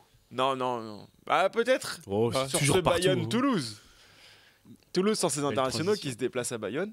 Là aussi, il y a des différends du côté de nos pronostiqueurs. Les deux leaders, Romain et Vincent, qui pronostiquent une victoire de Bayonne avec le point de bonus défensif pour Toulouse. Et Quentin, qui se démarque sur ce match en mettant une victoire sèche de Bayonne. On a parlé du fait que Toulouse arrivait à bien gérer cette période de doublon. Pas tant que ça, finalement, selon nos pronostiqueurs. Moi, je suis tes stats. Tu as dit que Toulouse était l'équipe qui prenait le plus de bonus. Donc Le bonus. le bonus. Voilà. J'ai du mal encore une fois à voir Toulouse perdre, moi. Ah oui, Je suis partagé sur ce match. Là, tu me regardes pour réagir très très vite. J'essaie de réfléchir. Tu peux prendre. Et Chazard l'insolent qui doit nous laisser, on l'embrasse. Ciao. C'est pour te permettre de réfléchir. Mais en fait, non, mais Bayonne est sur vraiment une bonne, Dynamique. une bonne Troisième, série, hein. une bonne dynamique. Ils sont troisième, c'est t'es le prêt? troisième contre le premier. Ouais. Donc C'est c'est un quand choc. même un choc. On va parler de Perpignan-Vannes, hein, parce que beaucoup demandent qu'on parle de ce Bien match. sûr. Mais je trouve quand même que Toulouse trouve presque tout le temps les réponses à ces matchs, à ces pièges, à part à Castres. Mais il faut quand même une première mi-temps vraiment au-dessus. Et Castres sort presque le match de l'année en deuxième période pour s'imposer face à Toulouse. Mais sinon, c'est très compliqué de faire tomber ce stade toulousain-là cette saison. Donc est-ce que les Bayonnais qui se sont retrouvés, renfermés un peu sur eux-mêmes cette semaine pour se concentrer vraiment sur ce choc, vont répondre présent Il y a la dynamique quand même. Hein, Oui, il y a du une côté belle de dynamique. Bayonne, c'est pour ça que c'est audacieux. Oui, non, mais c'est en tout cas, c'est le bon moment pour eux, pour le coup. Toi, en tant que. Si tu avais participé à ce jeu-là, tu aurais mis Toulouse du coup. Je commence à prendre des notes comme ça la semaine prochaine. Je pense que j'aurais quand même mis Toulouse avec un bonus défensif pour Bayonne. t'aurais mis Toulouse. Ok. Mais c'est pas une. Pour le coup, c'est pas une pièce. Hein, Non, que je c'est te pas- mets, c'est pas impossible. Si vous Non, mettez- c'est pas, si vous- c'est pas impossible. Hein. Moi, je vois un match serré qui peut basculer. Ouais, mais voilà, je pense que ça va jouer. Après, Les détails, c'est ça. non, bah, on est à Bayonne sur À ce niveau-là, de toute façon. sur une pénalité du duo, hein, soit l'un, soit l'autre. Alors après, Vincent Franco me disait Lopez également, me disait également dans la rédaction que du côté bayonnais, on a surfé sur la victoire à Clermont et on a plus ou moins mis la même équipe. Avec en tout cas beaucoup de joueurs qui sont allés gagner à Lyon, À Lyon, ouais. Clermont, oui, qui sont allés gagner à Lyon sont reconduits sur cette rencontre-là. Sauf que à Lyon, ils jouaient sans pression. C'était des jeunes joueurs qui peuvent s'illustrer et tout. Le contexte n'est pas complètement le même à domicile contre Toulouse en période de C'est doublon. pas le même, mais quel message tu envoies si tu t'enlèves tes héros de Gerland? Non, mais c'est ça des fait jeunes partie- joueurs. Ça fait partie de la je trouve ça rotation bien d'une aussi équipe. de Oui, les non, mais reconduire, donc- de leur faire confiance et Mais de donc, montrer, voilà, vous faites des bons matchs. Voilà, j'entends, mais je veux C'est la- dire, la ce que forme je du veux- moment, c'est peut-être on un va- argument, c'est peut-être un argument qui peut aller dans le sens de Toulouse, c'est que ces joueurs-là vont jouer un match où il y aura le match de dimanche soir contre le Stade Toulousain à domicile, etc., etc. C'est davantage de pression que un match à l'extérieur à Lyon où personne t'attend finalement. Ouais, non, mais je suis assez d'accord avec ça. Après, il s'appuie aussi sur la victoire, la démonstration face à La Rochelle. Il y a une concurrence, en tout cas, un peu nouvelle dans ce club-là, tu sens, où du coup, les héros de Gerland, comme tu les appelles, vont Ouais. concurrencer d'autres. Peut-être un peu fort, mais. Non, mais Héros de Gerland. non, mais il y a ce côté T'es un poète. où peut-être que Bayonne a envie de changer de dimension. C'est aussi mettre tout le temps, toutes les semaines en concurrence ton équipe, disons type, avec des jeunes qui ont fait le travail et des joueurs qui ont moins de temps de jeu, qui ont fait le travail. Et du coup, ils rentrent dans la danse pour être titulaire. Et Quoi, je pense c'est aussi ça qui est bien. je pense aussi ce qui a convaincu le staff bayonnais de reconduire cette équipe-là, c'est que comptablement, ils sont dans leur clou. Exactement. En fait, Oui. ils peuvent se permettre de donner de la confiance à des jeunes joueurs qui ont performé la semaine dernière parce qu'ils se disent la victoire à Lyon, c'est du bonus. À Toulouse, ça peut être encore une fois tout bonus parce que tu engranges la confiance avec une équipe de jeunes et tu essayes de surfer un peu sur cette dynamique-là. Et si tu perds, tu perds contre un gros, mais comptablement, tu as fait le taf à l'extérieur et tu redeviens à l'équilibre. Quoi, tu Non, vois. mais c'est vrai. Mais moi, je trouve que le travail de Grélo Ripata est très très bien. Depuis qu'il est dans ce club-là, il l'a pérennisé, il l'a installé confortablement au top 14. Là, je vois des progrès, moi, dans cette saison, dans cet aviron bayonnais. Donc, c'est vrai qu'il faut le féliciter. À Bayonne encore de longues saisons. Bah, oui, c'est un peu voilà, c'est presque des fois tu te demandes comment des fois des clubs se mettent, je trouve, dans des situations un peu particulières tout seul. Alors que ça se passe plutôt bien et tu te dis pourquoi quoi. Mais ça c'est mon avis, mais tu te demandes pourquoi ils se mettent un peu le feu avec le Travers, Laurent Travers qui était annoncé, qui devrait vraisemblablement prendre la direction de Bayonne. Donc on l'a déjà annoncé. En tout cas, c'est vrai que tu te dis ça tourne bien, il y a une progression, il y a des joueurs qui montrent leur réel niveau. Je pense par exemple à Makala et tout. Et tu te mets un peu le feu un peu tout seul alors que sur le terrain tout va bien quoi. Messieurs, Perpignan-Vannes, ouais, c'est réclamé dans le chat, on y arrive. Je suis tout seul encore ça. Perpignan-Vannes et Romain qui est tout seul sur le bonus offensif et t'as pas énormément de soutien dans le chat, ils sont tous en train de croire à un braquage de Vannes. Ah oui. Ah oui, il y a un braquage à faire pour Vannes, personnellement j'y crois. Vannes vont vouloir partir en pause avec une victoire en n'étant pas dernier. Il y a de l'enjeu en tout cas et explique-nous pourquoi tu vois un bonus offensif pour l'UPSAP. Perpignan, c'est une équipe qui peut vraiment prendre feu quand elle joue bien, quand elle commence à gagner, qu'elle a la bonne dynamique et c'est dur de les arrêter. On connaît leurs supporters, c'est vraiment chaud. On peut appeler Christophe Heureuse pour témoigner de la furia catalane. Ouais, donc c'est vraiment une équipe qui peut prendre feu et je vois bien ça encore ce week-end contre Vannes qui, pour le moment, à l'extérieur, ils s'accrochent, mais ils finissent toujours par craquer. Je pense à Toulon où pendant 1 heure ils sont dans le match et ils finissent par reprendre une belle danse. Donc voilà, même si je pense que Vannes va faire moins tourner entre guillemets que lors de leur dernier déplacement.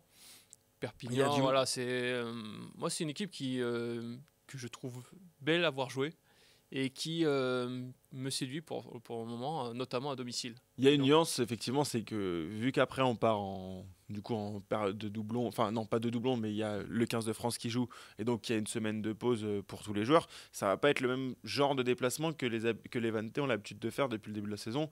C'est que là ils peuvent aligner. Oui, mais on peut dire ça de toutes les.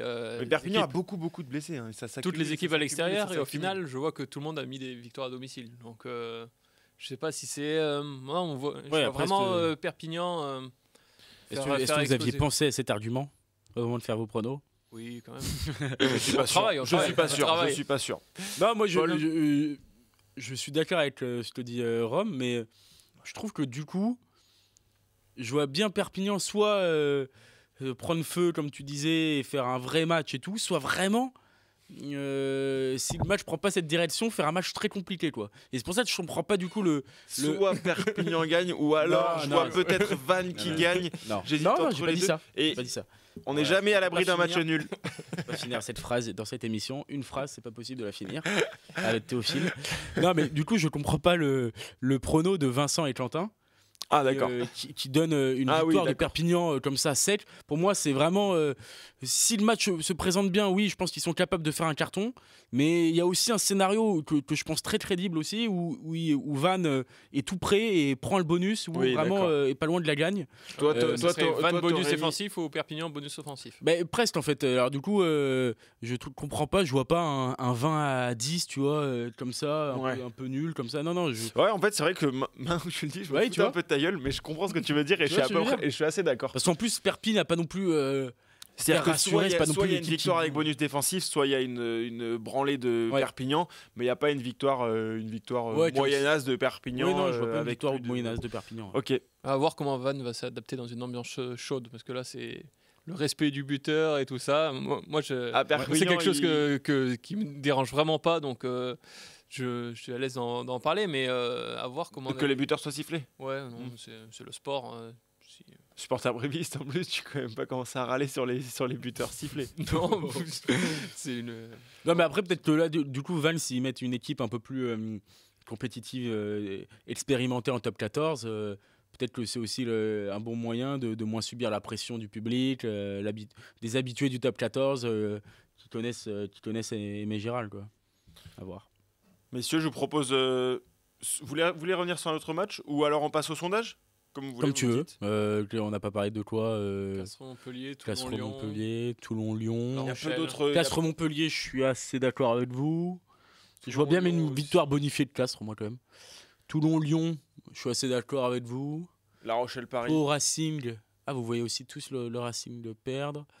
Et La Rochelle-Paris, oui, je suis assez d'accord aussi. Bon, écoutez, le sondage, les gens ont voté. Quelle équipe va finir 13e et jouer l'Access Match? Figurez-vous que c'est assez serré. 35% des votants voient Montpellier finir 13e. 30% voient Vannes. Donc il y a quand même 30% des votants qui voient Vannes finir... Et les 30% ont dit qu'ils voyaient 14e? Et non, mais ça vous pouvez du coup le mettre maintenant en commentaire. Sinon Stade Français 20%, Perpignan 15% et personne ne voit Pau finir 13e. Et personne autre? Et personne autre, le autre n'a pas été proposé. On a le droit qu'à 5 réponses dans les sondages. Je crois que t'as dit autre aussi. Non mais c'était prévu. On a le droit qu'à 5 réponses dans les sondages Twitch. Du coup le autre a sauté. Okay. T'aurais mis qui d'autre? Non, personne. Oui, bon voilà. Non, voilà. Non, mais il y a bien quelqu'un qui est dégoûté de pas. Il y en a bien un. Les gens aiment bien mettre autre des fois, tu vois. Oui, par principe. Pour dire, regarde, pour faire le mystérieux.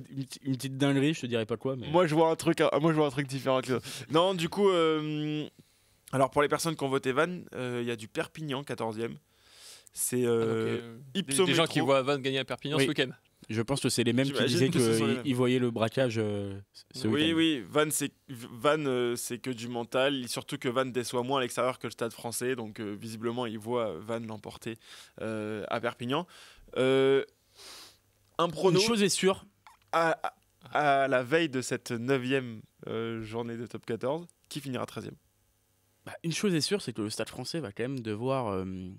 se soigner son attitude à l'extérieur en tout cas et soigner un peu ses stats, enfin prendre des points à l'extérieur, être un peu plus performant, parce qu'on voit qu'il y a des équipes qui sont en tout cas qui sont dans la lutte là que tu viens de citer, qui sont capables d'aller faire des coups et de déranger même des grosses cylindrées. Donc c'est trop tôt quand même pour dire Stade Français, parce que je trouve qu'ils ont quand même un effectif qui n'a rien à faire là. Et je pense Comme Montpellier avait un effectif qui n'avait rien à faire là la saison dernière. C'est vrai, mais Montpellier... Tu sors qui alors? Moi, du coup, je sors Vannes, je sors Stade Français, et je vais mettre... je pense que je vais mettre Perpignan. Ouais, Perpignan ou Montpellier. Ouais. Moi, je suis d'accord avec le chat, moi je vois Montpellier. Montpellier 13e. Montpellier qui... je sais pas, m'a pas trop convaincu, qui avait trouvé la bonne solution en mettant Stuart Hogg en numéro 10. Il se blesse. Voilà, ils n'ont pas eu un recrutement qui m'a fait vibrer. Ils étaient déjà en difficulté l'an dernier, donc ouais, je sais pas. Ils sont trop dépendants de joueurs comme Billy Vunipola pour le moment, des joueurs comme ça, et qui sur une saison entière, j'ai peur que ça tienne pas. Mais moi justement, c'est sur cet argument-là de la saison entière que je me dirige sur Perpignan qui finit 13e, parce que il y a les blessures. Et sur tout au long de la saison, justement, pour le moment, ils arrivent à pallier ces blessures-là et ces absences, mais ces joueurs-là qui pourront manquer, je pense à Van Tonder, Sobela, Tuilagi, on verra quand est-ce qu'il pourra reprendre, McIntyre, ce sont que des joueurs, premium de Perpignan, et pour le moment tu arrives à faire 100, mais est-ce que quand on va arriver en février, mars, avril, sur la fin de saison, les joueurs qui étaient censés être remplaçants et faire une rotation, ils auront tout joué, ça va être compliqué. Moi c'est là-dessus que je vois Perpignan en difficulté. Ouais, je te rejoins assez. Après, c'est peut-être faussé, moi, parce que j'étais à Montpellier le week-end dernier, et du coup, j'ai assisté à leur belle victoire face à La Rochelle, où j'ai vraiment eu le sentiment qu'il se passait quelque chose, quoi. Je sais pas, c'était un match horrible, dans la gadoue. Sur un soleil de plomb. Non, mais c'était, tu vois, des fois, c'est le genre de match aussi où, à la fin du match, il y avait quand même une ambiance vraiment, je sais pas, tu sens que c'est peut-être la naissance aussi d'une équipe avec ce Voilà jeune la staff. guerre ensemble, quoi. Non, mais c'est un jeune staff qui avait aussi besoin d'avoir des Pas pour moi. des références et des références à domicile face à une grosse équipe de La Rochelle qui avait mis son équipe type. Ça montre quand même que peut-être qu'ils finiront 13e, mais je pense pas qu'ils seront largués. En tout cas, ils vont embêter des équipes comme Perpignan très très longtemps. Et je pense que ça va vraiment pas jouer à grand chose. Nicolas Bey qui cite Clermont. Mais Clermont, on l'a pas mis. Clermont, encore. c'est un peu, on l'a pas mis dedans, mais c'est. Et tant qu'ils gagnent à domicile, comme on a dit. Oui. Pour le moment, ça tient, ça Ça suffit. suffit. Mais non, ouais, Montpellier. Je dis pas que Montpellier sera largué. Hein. Attention, je pense que la lutte avec des équipes comme Perpignan, Pau, ça va bien tenir toute la saison. Mais ouais, je sais pas, je vois. Devant Montpellier, franchement, c'est incroyablement solide hein, quand même. Ils ont quand même, tu vois, pour jouer le maintien, c'est quand même intéressant d'avoir des bases très solides, une grosse conquête, de pouvoir s'appuyer sur ça. Alors là, tu me parlais de Holt qui est absent et qui est blessé, mais bon, il va pas non plus, il n'est pas blessé 7 mois, donc il va revenir. Et ils ont Renac à la mêlée, c'est quand même, il fait partie des tout meilleurs numéro 9. Oui, mais il est même que l'année dernière. Comment ? Comme l'année dernière. Oui, mais bon, l'année dernière, ils étaient sur, tu vois, à ce moment de la saison et après, il y avait un climat qui était pas très positif autour du club. Là, je sens qu'avec quand même ce jeune staff et tout, il y a une ambiance, en tout cas, tu vois, tu ressens un peu les choses quand t'es au stade et tout, qui est vraiment beaucoup plus positif, beaucoup plus vraiment, qui te donne l'impression que ça peut bien se passer en tout cas. Ouais. Donc à voir, et Perpignan, je sais pas trop. Très bien. Bah écoutez. Mais attention au Stade Français encore une fois. Hein ? Attention au Stade Français. Attention, ça. À force de dire ils vont remonter, on avait dit ça de Montpellier l'année dernière, hein, rappelez-vous. C'est vrai. On avait dit ça au début, oui, c'est Montpellier, vous avez vu leur effectif, ils sont champions de France il y a 2 ans, c'est pas possible. Bon, au final, à la fin, ils ont joué la TS match. Hein. Ils sont à une pénalité d'être en Pro D2 et de jouer le jeudi contre Rouen. Rouen n'est plus en Pro D2. Rouen n'est plus en Pro D2. Montauban. Oh, tu compares Rouen à Montauban. Oh là là. C'est le premier nom. Montauban et allez, qui fait une grande saison de Pro D2. L'ours. Ouais, voilà, le plan est juste. Là. C'est vrai qu'en plus, Rouen, du coup, eux, ils passent aussi à une transformation de rester en Pro D2. Comment il se raccroche au oui. Non, mais c'est une bonne. C'est pas mal fait, non ? C'est une bonne réplique en mode regardez quand même. Je connais un peu le rugby. Je regardais, c'est juste une petite blague. C'est juste, voilà, c'est une heure d'attention. Bon, merci messieurs. Merci à toi, merci à toi. Je retiens le bisutage. On réglera ça un peu plus tard. Bon, écoute, je te souhaite en tout cas un très bon week-end prono parce que j'ai l'habitude de souhaiter à tout le monde un bon week-end rugby. Je te souhaite un bon. J'espère qu'on lui aura apporté chance. Ah, encore, bon bah voilà. Mais t'embête plus. Moi, depuis le début de l'émission, je dis qu'Aurélien est énorme à la régie, envoyer des cœurs et tout. Le très plan bien. Juste. Bon bah c'est l'heure de dire au revoir. Si c'est le plan juste, c'est que vraiment on s'emmerde. Bon courage à notre ami pour son genou quand même. Oui, bon courage pour le genou. Hein. Désolé, il en faut. C'est vrai qu'il nous a parlé de la blessure en début d'émission là. Là, il faut du courage. Voilà. Et ben merci à tous ceux qui ont commenté dans le chat. Le replay de l'émission pour ceux qui sont arrivés en cours d'émission, donc c'est sur rugbyarma.fr, YouTube, les plateformes de podcast, via occitanie.tv et tout comme d'habitude toutes les semaines. Les meilleurs moments de l'émission sur nos réseaux sociaux. N'hésitez pas à suivre rugbyarma.fr sur YouTube, sur Instagram, Twitter, etc. Bon week-end à tous. Merci, toi aussi. Merci, toi aussi. Et à la semaine prochaine. Ciao. Ciao.